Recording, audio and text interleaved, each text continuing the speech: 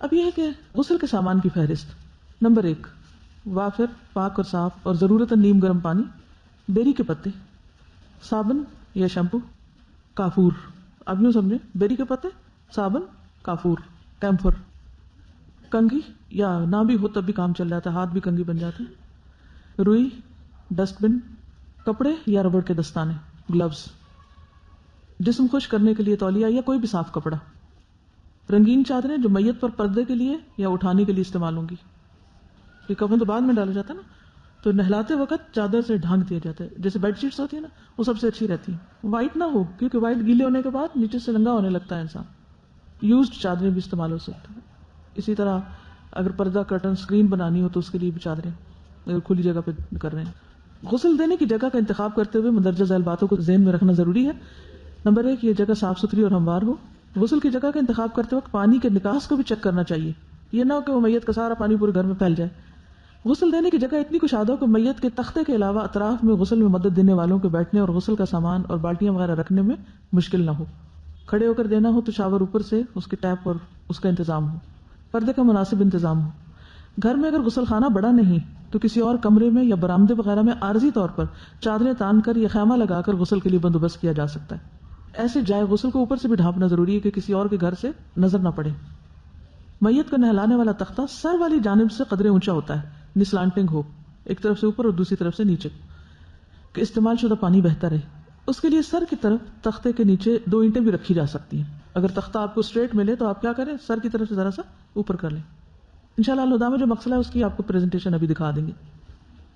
غسل کرانے والوں کے قریب استعمال شدہ اشیاء ڈالنے کے لیے کوئی ردی کی ٹوکری، ڈبہ یا لفافہ رکھا ہوا ہو. نیچے نہیں پھینکیں.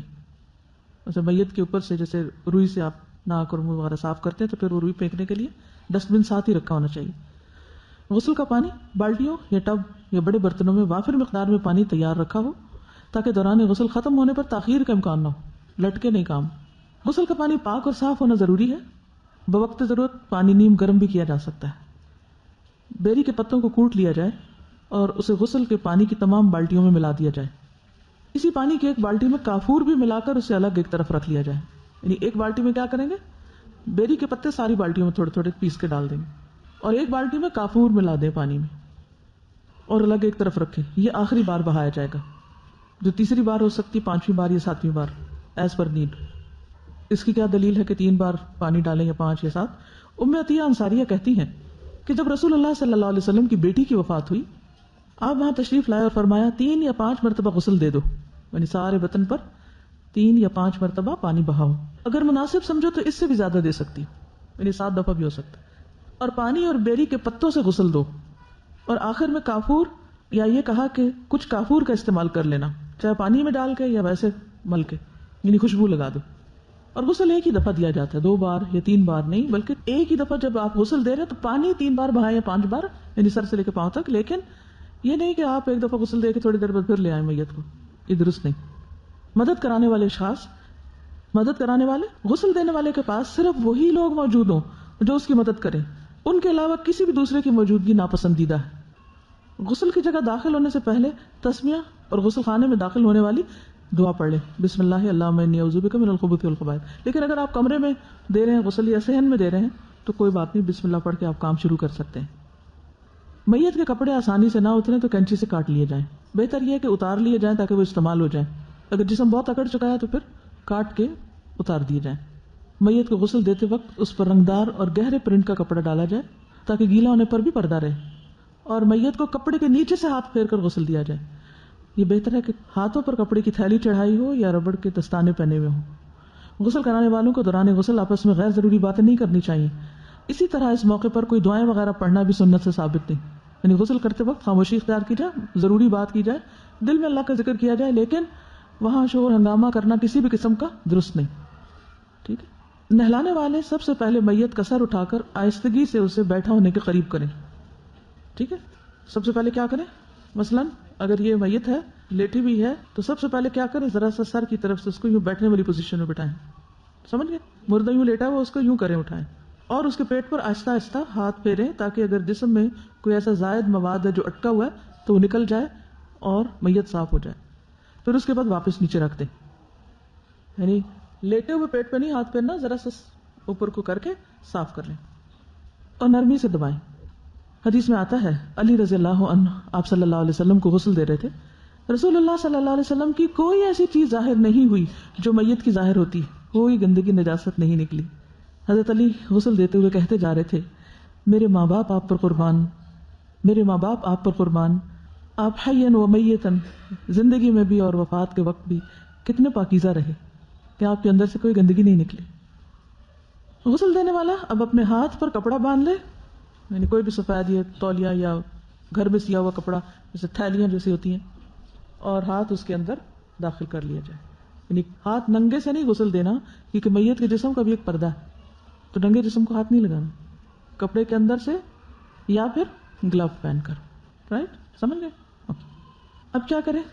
سب سے پہلے اس کو طہارت کروائیں، استنجا کروائیں. پیٹ دبا لیا، اس کو واپس رکھا، یا اگر کوئی سہارا دے کے بیٹھا ہوا، پہلا کام اس کو استنجا کرانا ہے تاکہ کوئی نجاست وغیرہ رہے گی تو اچھی طرح جسم سے نکل جائے. یہ کپڑا جس سے استنجا کرایا یا گلو، اس کو نکال کر پھینک دیا جائے. کہاں؟ ڈسٹ بن جو پاس ہی رکھا ہوا ہے. میت خاتون ہو تو غسل سے پہلے سر کے بندھے ہوئے بال کھول دیے جائیں، چٹیا کھول دی جائے، کلپ نکال دیا جائے، یا جو بھی کوئی چیز اس نے باندھی ہوئی ہے بنائی ہوئی ہے سب کچھ ہٹا دیا جائے. بال پورے کھل گئے.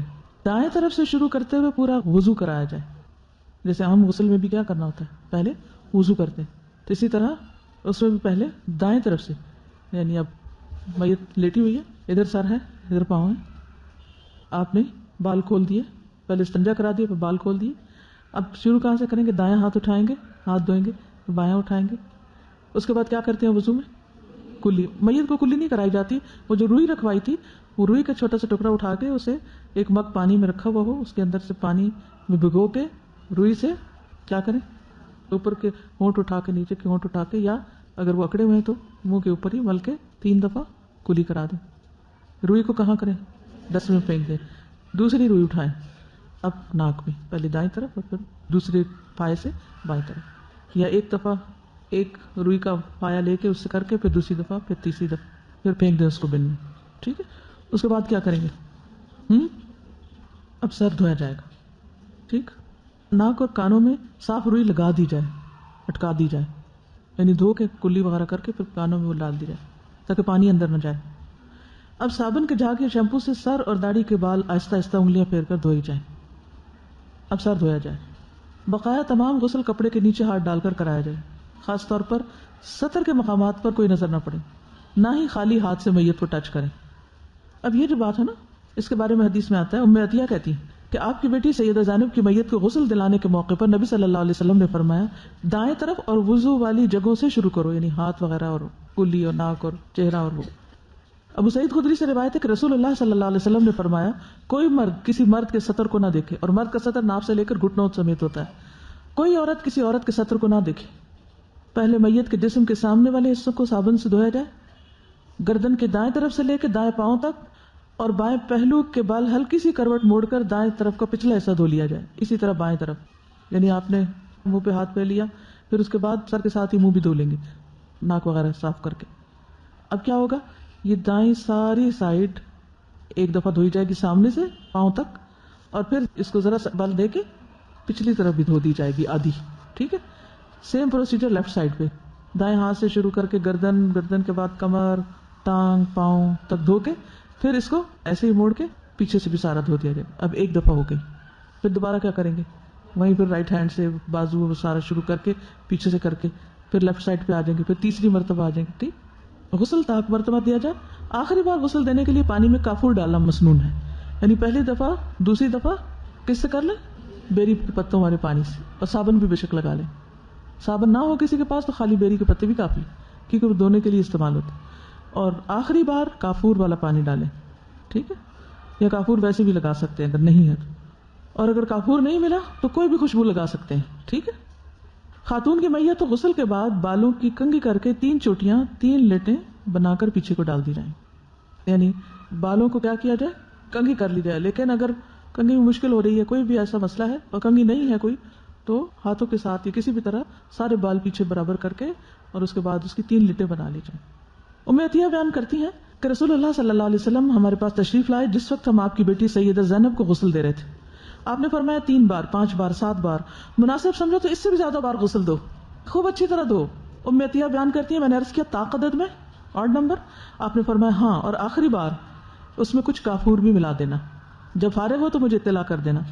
جب ہم فارغ ہوئے تو ہم نے آپ کو اطلاع کی، آپ نے ہماری طرف اپنا تہبند پھینک کر فرمایا یہ اندر ان کے بدن پر لپیٹ دو، یعنی پہلا ریپ اس سے کرو۔ ام عطیہ بیان کرتی ہیں ہم نے ان کے بالوں کے 3 حصے کر کے کنگھی کی اور پیچھے ڈال دیے۔ ٹھیک ہے، جو حدیث میں آ رہا ہے وہ پیچھے ڈالنے کا ذکر ہے، اسی لیے میں نے آگے کی بات نہیں کی، یعنی جو حدیث کے لفظ ہیں اس میں پیچھے ہی ڈالنے کو کہا گیا ہے، یعنی کہ پیچھے سے مطلب یہ ہے کہ کر کے پیچھے ہی کر دیں، ضروری نہیں کہ آگے ڈالیں۔ 3 لٹے سے مطلب یہ ہے کہ ایک دائیں طرف ایک بائیں طرف ایک درمیان میں، یعنی کھلے بال چھوڑ دیے جائیں لیکن لٹیں اس طرح سیدھی سیدھی کر کے 3 پارٹ اس کے کرنے ہیں، کیونکہ جو حکم آیا ایسا ہی ہے۔ اگر میت کو دھویا نہ جا سکے تو تیمم کرایا جا سکتا ہے، جیسے کوئی جل جائے یا کوئی کیمیکل اس کے اوپر پڑ جائے یا پانی میں ڈوب کے مرا ہو، لاش دیر سے ملی اور بالکل ہی جسم گل رہا ہو، یا کسی حادثے میں ٹکڑے ٹکڑے ہو گیا ہو۔ یہ کہتی ہے کہ سانپ کے ڈسنے سے چھالے بن جاتے ہیں، بدن پھول جاتا ہے ایک دم زہر سے، تو ایسی صورتوں میں اگر دھونا ممکن نہ ہو کہ دھونے سے جسم الگ ہونے لگے تو اس صورت میں تیمم کرا دیا جائے۔ تیمم کا طریقہ آتا ہے، وہی طریقہ کرنا ہے۔ حضرت عائشہ سے روایت ہے کہ جب صحابہ کرام نے رسول اللہ صلی اللہ علیہ وسلم کو غسل دینے کا ارادہ کیا تو آپس میں کہنے لگے اللہ کی قسم ہمیں علم نہیں کہ کیا کریں، کیا ہم آپ کے کپڑے اس طرح اتاریں جس طرح ہم اپنے مردوں کے اتارتے ہیں، یا کپڑوں سمیت ہی غسل دیں؟ جب اختلاف مزید بڑھا تو اللہ تعالیٰ نے ان سب پہ نیند طاری کر دی، حتیٰ کہ سب کی گردنیں سینوں کی طرف ڈھلک گئیں۔ پھر کسی نامعلوم آدمی کے گھر کے ایک گوشے سے غیبی آواز آئی کہ رسول اللہ صلی اللہ علیہ وسلم کو کپڑوں سمیت غسل دو، تو صحابہ کرام نے رسول اللہ صلی اللہ علیہ وسلم کو قمیص سمیت غسل دیا۔ وہ قمیص کے اوپر سے پانی ڈالتے تھے اور ہاتھوں کے بجائے قمیص سے ملتے جاتے تھے، یعنی اسی قمیص کے اوپر سے ہاتھ پھیر کے آپ کو غسل دیا گیا، آپ کے کپڑے نہیں اتارے گئے۔ جی 7 دفعہ رائٹ دھوئیں گے، 7 دفعہ لیفٹ، اسی طرح ایک دفعہ کر کے پھر دوسری دفعہ دائیں طرف سے ہو گیا، پھر بائیں طرف اسی طرح وہی امر، پھر دائیں طرف سے، پھر بائیں طرف، پھر دائیں طرف، پھر بائیں طرف، آخری دفعہ جو بھی ہو، 5ویں ہو یا تیسری یا 7ویں، آخری دفعہ کافور والا۔ نہیں صابن ہر دفعہ نہیں لگانا، پانی 3 دفعہ بہانا، جی یعنی صابن آپ چاہیں تو کٹھا ہی لگا لیں ایک ہی دفعہ اوپر آخر تک، اور پھر اس کے بعد پانی 3 مرحلوں میں بہانا ہے، یا 5 میں یا 7، اور پہلے دایاں پھر بایاں، دایاں بایاں، اس طرح، یہ نہیں کہ 7 دفعہ سارا پہلے دایاں اور 7 دفعہ بایاں، دونوں طرف الٹ۔ اچھا اب ہے کفن کا مرحلہ۔ کپڑا، کفن کے لیے صاف ستھرا سفید کپڑا استعمال کرنا افضل ہے۔ رسول اللہ صلی اللہ علیہ وسلم کا فرمان ہے سفید لباس پہنا کرو، یہ تمہارا بہترین لباس ہے، اور اسی میں مردوں کو کفن دیا کرو، یعنی خصوصاً مردوں کے لیے سفید لباس پسندیدہ ہے۔ رسول اللہ صلی اللہ علیہ وسلم نے فرمایا جب کوئی آدمی اپنے بھائی کو کفن دینے کا ذمہ دار بنے کہ میں دوں گا یہ، تو اچھا کفن دے، گھٹیا قسم کا نہیں، کیونکہ مردوں کو اپنے کفنوں میں اٹھایا جائے گا اور اسی لباس میں وہ ملاقاتیں کریں گے۔ مردوں کو آگے نہیں پتا کہ کس جگہ، ہو سکتا ہے کہ جہاں ان کی روحیں برزخ میں ہیں یا جو بھی، اور اسی میں وہ وہاں ملاقاتیں کریں، کیونکہ قیامت کے دن تو سب ننگے بدن اٹھائے جائیں گے، ہو سکتا ہے بعد میں پھر پہنا دیے جائیں، تو اچھا لباس پہنا ہے۔ کفن کے لیے کپڑے کی مقدار یا پیمائش اتنی ہو کہ آسانی سے میت کا تمام جسم ڈھانپا جا سکے۔ نامکمل اور ناکافی کفن کسی مجبوری کے علاوہ یا عذر کے علاوہ ناپسندیدہ ہے، کیونکہ اس سے جسم کھلنے کا اندیشہ ہے، کیونکہ کفن پہنانے کے بعد قبر میں اتارنا ہے، اگر وہ آدھا ادھورا پہنایا ہوا، یہ نہ آپ قبر میں اتار رہے ہو کفن کھل کے کہیں جائے اور بے حرمتی ہو میت کی، سمجھ رہے؟ تو اس لیے کھلا کپڑا ہونا چاہیے۔ نبی صلی اللہ علیہ وسلم نے ایک دن خطبہ ارشاد فرماتے ہوئے ایک صحابی کا تذکرہ فرمایا جسے وفات کے بعد ناکافی کفن میں لپیٹا گیا اور رات کو دفن کیا گیا۔ راوی کہتے ہیں کہ نبی صلی اللہ علیہ وسلم نے ہمیں اس بات پہ ڈانٹا کہ میت کو رات کو دفن نہ کیا جائے الا یہ کہ انسان مجبور ہو۔ مزید فرمایا جب کوئی مسلمان اپنے بھائی کو کفن دے تو ممکن ہو تو اچھا کفن دے۔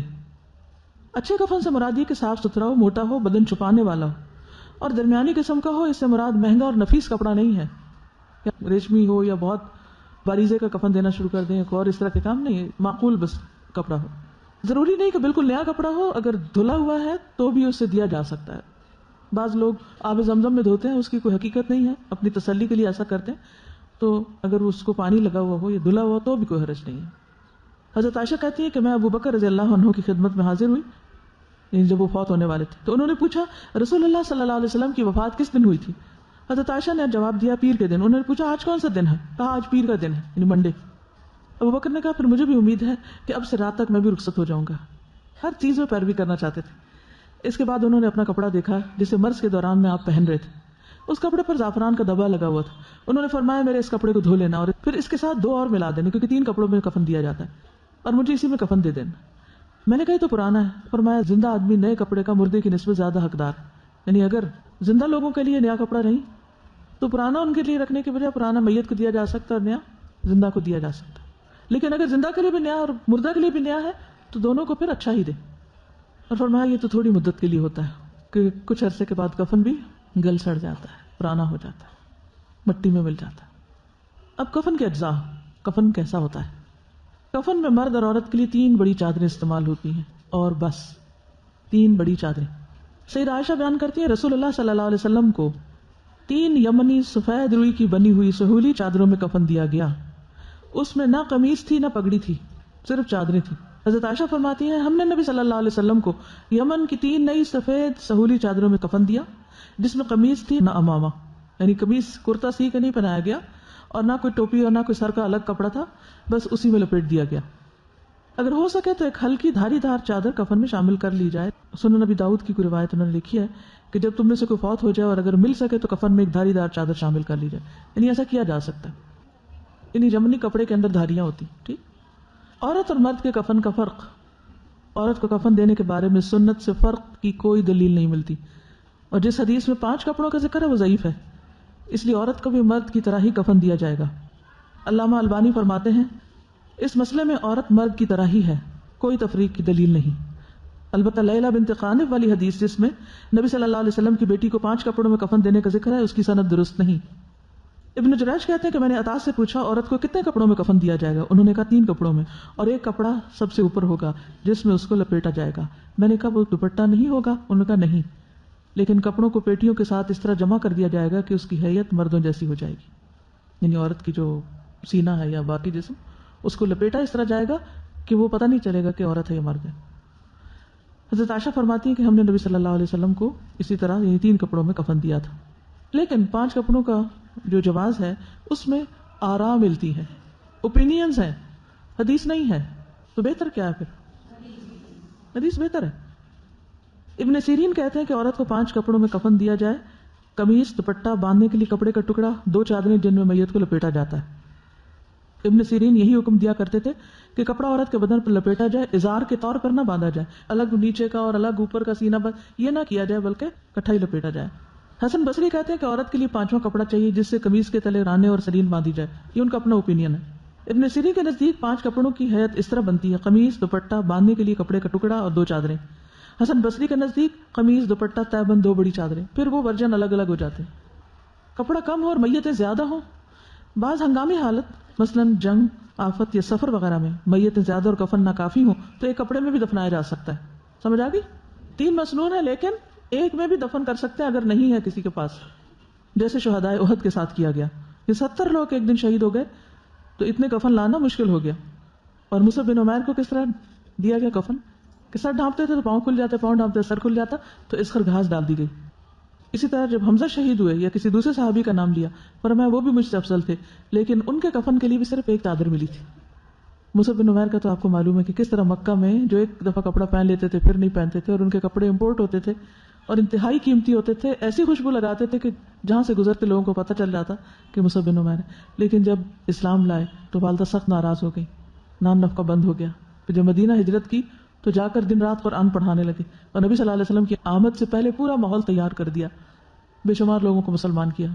اور جب دنیا سے جانے کا وقت آیا تو ایک کپڑا بھی پورا نہیں ملا, لیکن کیا اس سے ان کی قدر و قیمت کم ہو گئی؟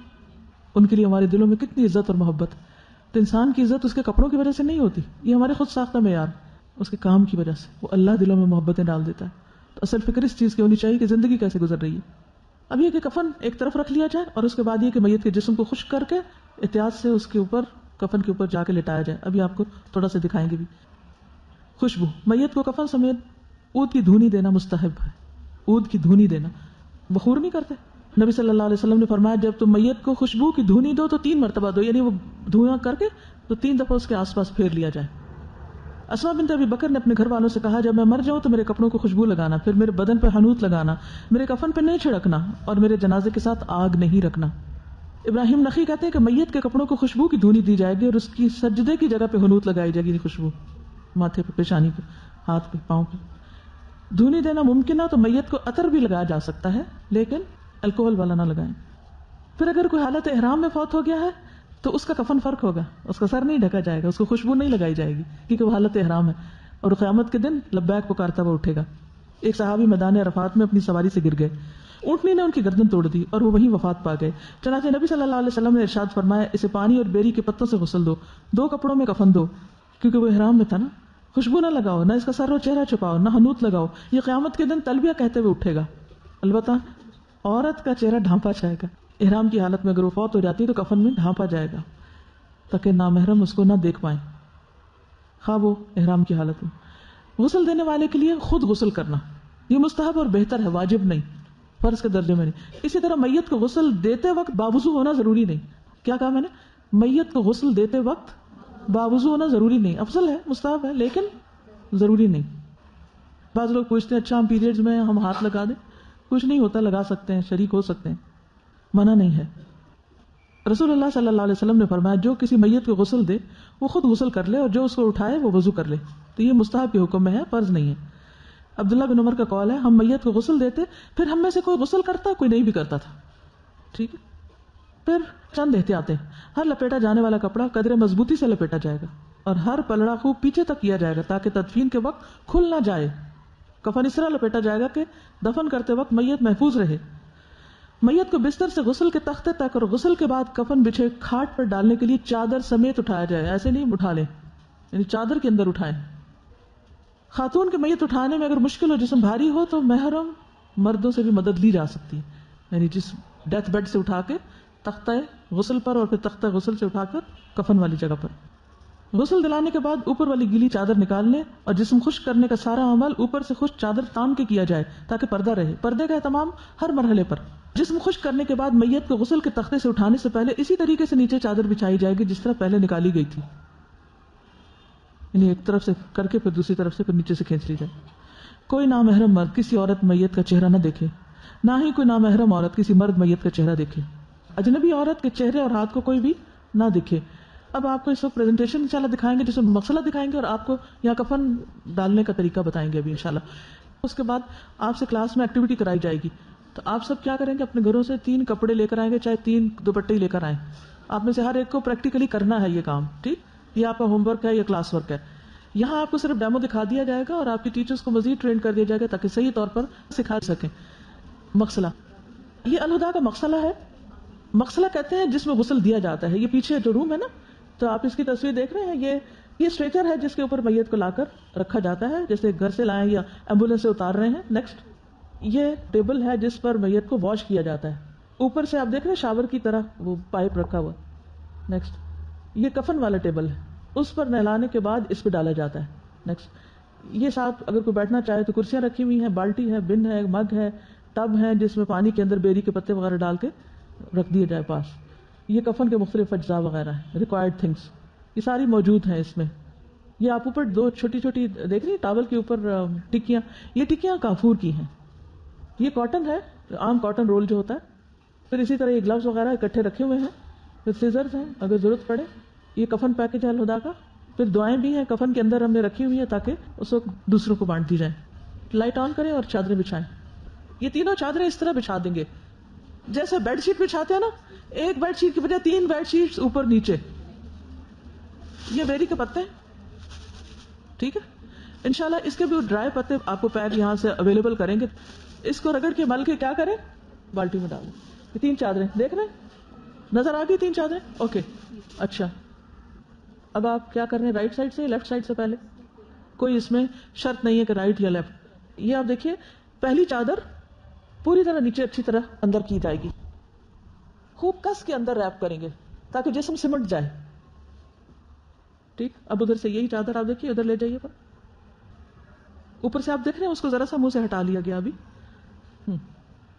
دوسری چادر خوب کس کے اوپر کی طرف سے بھی تاکہ سینہ جو ہے وہ خوب کھینچ کے, وہاں سے کھینچ کے سینے کی طرف سے کھینچ کے, ڈھیلا نہ رہے. یہ آپ دیکھ رہے ہیں ڈبل ہو رہا ہے نا کپڑا, تو سینہ خود بخود چھپ جائے گا. یہ آپ دیکھ رہے ہیں سینے پہ خود بخود وہ آ رہا ہے.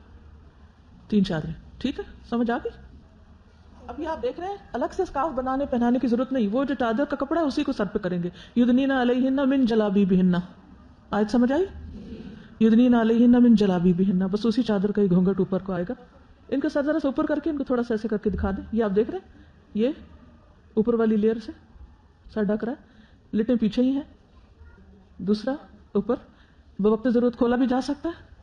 پھر تیسرا مزید اوپر, اور پھر اوپر سے یہ سارا جیسے پاؤں کی طرف سے باندھا گیا ہے اسی طرح یہاں سے بھی یہ پٹیاں لگ گئی.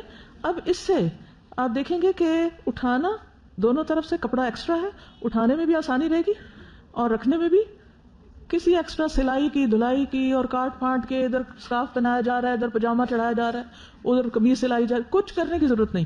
کتنا سمپل ہے, علیحدہ علیحدہ. اور وہ جو گھر میں مشین کھول کے بیٹھ جاتے ہیں, کرتا سیئیں, کٹنگ, اور پھر وہ ایک پینک کی شروع ہو جاتی.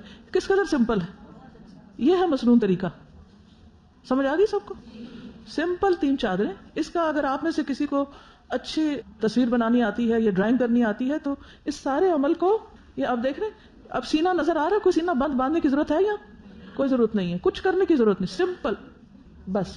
کیونکہ یہ بعض اوقات ایسا ہوتا ہے نا کہ کوئی لاسٹ مومنٹ پہ پہنچتا ہے, کھولنا پڑتا ہے چہرہ دکھانا, بس اسی کو ہٹا دیں, اسی کو واپس بند کر دیں, دیٹس اٹ. جی اگر سم ٹائم بلیڈ کریں تو روئی کس لیے, روئی وغیرہ ساتھ ہی رکھ دی جائے. سارے سوراخ جو ہے نا, کان, ناک, ان کے اوپر روئی رکھ دی جائے ایز پر نیڈ. اور اگر دیکھیں کہ کوئی بہت ہی ایکسٹرا ہو رہی ہے تو نیچے ہلکا سا کوئی ایسا پلاسٹک یا کچھ ایسی چیز بھی رکھی جا سکتی ہے تاکہ چارپائی سے باہر نہ آئے. پیمپر پہنایا جا سکتا. جی ہاں, جیسے گولیاں لگ جاتی ہیں, بعض اوقات ایسے حادثوں میں فوت ہوتے ہیں کہ بلیڈنگ رکتی ہی نہیں ہے, اسے بلیڈنگ کے ساتھ ہی دفن کر دیا جائے. ٹھیک ہے, آگے طریقہ کس کو نہیں آیا. اب آپ نے اس کو پریکٹیکلی کلاس میں کرنا. آپ لوگ کیا کریں گے, کوئی گڑیا لے آئیں یا کوئی بھی سرہانہ ہی رکھ لیں, کچھ بھی, ہر گروپ اپنا اپنا ایک انتظام کرے. اور 3 جیسے ہوتے ہیں نا ٹیبل کلاتھ ہوتے ہیں یا روٹی کے کپڑے ہی صحیح, کوئی بھی 3 کپڑے لا کے اس کے اوپر آپ نے کر کے دیکھنا ہے اس کو, تاکہ ایسا نہ ہو کہ جس وقت کبھی ضرورت پڑے یا کسی کو بتانا ہی پڑے یا آپ آگے انشاءاللہ سکھائیں گے بھی تو پھر اس وقت آپ کو کوئی مشکل پیش آئے. اب یہ سمپل 3 چادریں ہیں, دیٹس اٹ. انہیں کو طے کر کے, اور یہ گلوز ہوتے ہیں بالکل, یہ ایک تو ہوتے ہیں ڈاکٹرز والے اور ایک یہ بالکل سمپل سے, تو اس میں استنجے کے وقت اور پھر بعد میں الگ الگ. یہ کافور کی یہ ٹکیاں ہوتی ہیں جو پانی میں ڈال کے آخری دفعہ, رائٹ. اور یہ بیری کے پتے ہیں. یہ سب کچھ اویلیبل ہے الحمدللہ اسٹال کے اوپر. ہر شخص ہاتھ لگا کے خود کام کرے تاکہ کرنا آئے, رائٹ, انشاءاللہ تعالی. جی ایک پاؤں پہ ایک درمیان میں ایک اوپر, نہیں فیس پہ نہیں آئے گی. فیس پہ کچھ پگڑی پٹی سکارف کچھ بھی کرنے کی ضرورت نہیں. جیسے بیلٹ باندھتے ہیں ویسٹ پہ, جب قبر میں اتارتے ہیں تو یہ جو ناٹس ہیں سر والی یہ کھول دیتے ہیں, مردے کو اٹھا کے بٹھایا جاتا ہے نا. پھر ہمارا دین بہت آسان ہے. اب مثلا کوئی علاقہ ایسا ہے جہاں مشینیں ہیں ہی نہیں سلائی کی, یا کوئی جگہ ایسی ہے تو اگر ہمیں پابند کر دیا جاتا ہے کہ وہ کپڑا سی کے پہننا ہے, کتنا مسئلہ ہوتا ہے. اس میں ہو سکتا ہے لوگ آپ کی مخالفت کریں, آپ سے جھگڑنا شروع کر دیں, یہ کچھ بھی کریں. یہ حدیثیں آپ کے پاس ہونی چاہیے کہ نبی صلی اللہ علیہ وسلم نے کوئی فرق نہیں بتایا اور 3 کپڑوں کا ہی کہا. اور یہ جو باقی چیزیں نہیں, لوگوں کے اوپینین ہے, ایسا کر لیں سہولت کے لیے, کاٹ لیں, اوپر کر لیں, نیچے کر لیں. جیسے چادر کا ہم یہ جبہ وغیرہ بنا کے پہنتے ہیں, یہ تو سہولت کے لیے ہے, آرام ہے, لیکن اصل چیز کیا ہے, سمپلسٹی. جی پچھلے دنوں میں ایک ڈیتھ پہ گئی ہوں, وہاں پہ صرف اس کو میت کو غسل دینے میں انہوں نے اس لیے دیر کی کہ جی جو کفن آیا ہے اس میں سلا ہوا پجامہ نہیں ہے. او ہو. اور میت کو پہنانے بھی کس قدر مشکل, ٹانگیں اٹھاؤ, اس کو پجامہ پہناؤ, بھائی کیوں. پھر جب اس کو وہ کفن پہنایا جاتا ہے تو مردے کو اچھی خاصی تکلیف کا سامنا کرنا بالکل پڑتا ہے, اور اپنے آپ کو کتنی تکلیف میں ڈالا, اور بے حرمتی بے پردگی بھی بعض اوقات ہوتی ہے. نہیں ایکسٹرا نہیں تھا, وہ تہمت جو تھی نا کہ اندر کے حصے میں ڈال دو, اس کا مطلب یہ تھا کہ پہلی لیئر جو جسم کے ساتھ لگے گی وہ تہمت کی ہو جائے, اس کے بعد 2 چادریں اوپر, اور ٹوٹل 3 ہوگی. نہیں دے سکتے, باپ بیٹی کو نہیں دے گا غسل, ماں دے سکتی, ماں بیٹی کو دے سکتی ہے, باپ بیٹے کو دے گا, مرد کو دے گا. استاذہ جب سونامی آیا تھا انڈونیشیا میں, اس کے بعد سے ایک چیز تھی, اس کا ایک کوشچن ہے میری مائنڈ میں کہ بہت سی باڈیز جو تھی انہیں ایک گڑھا کھود کر اس کے اندر ڈال دیا گیا تھا, اور کرینز تھی بہت زیادہ. تو میں یہ سوچ رہی تھی کہ اس میں میل اینڈ فیمیل اکٹھی باڈیز تھی, تو کیا حادثات پھر ایکسیپشنل ہوتے ہیں, کیا کیا جا سکتا ہے. وہاں سب کپڑا ہی بہ گیا, کپڑا بھی کتنا پہنچائے, یا پھر کپڑا آنے کے دوسرے ملکوں سے یا شہروں سے انتظار میں وہ پہلے ہی ان کی حالت خراب ہے, تو وہ تو ایکسیپشنل کیسز ہیں, کریش ہو جاتے ہیں, باڈیاں کہیں بکھر جاتی ہیں. پانی اویلیبل نہ ہو تو صرف ہاتھوں کو جس طرح وہ مٹی لگا کے اور چہرے پہ بھی مٹی پھیر کے اور بس کہ میرے پاس ایک آدمی آتا ہے، وہ تبلیغ کے سلسلے میں 4 مہینے اور 1 سال لگاتا ہے، تو آ کے وہ بتا رہا تھا کہ بعض علاقوں میں ہم جاتے ہیں تو لوگ بیمار ہوتے ہیں، آخری سانسیں لے رہے ہوتے ہیں، لیکن ڈیتھ نہیں ہوتی، تو چونکہ ان کو نہلانا نہیں آتا تو وہ کہتے ہیں کہ اسی حالت میں اس کو نہلا دو، جب یہ مرے گا تو پھر ہم اس کو دفنا دیں گے. تو یہ عمل آنا کتنا بہت ضروری ہے. بہت ضروری. انشاءاللہ تعالی باقی چیزیں کل کر لیں گے. جزاکم اللہ خیرن. سبحانک اللہم و بحمدک، اشہد ان لا الہ الا انت، استغفرک و اتوب الیک. السلام علیکم و رحمۃ اللہ وبرکاتہ.